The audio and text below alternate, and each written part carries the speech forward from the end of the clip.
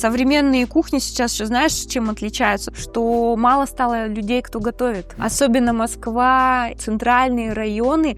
Хозяйка в принципе не готовит. Она берет из холодильника там условно йогурт, выпивает, съедает, не знаю, какой-то там, возможно, снэк и уходит в бары, рестораны. У нас есть коллега, недавно проект показывала, у нее кухня полностью без плиты. Ну и нет плиты. Микроволновка? Микроволновка максимально.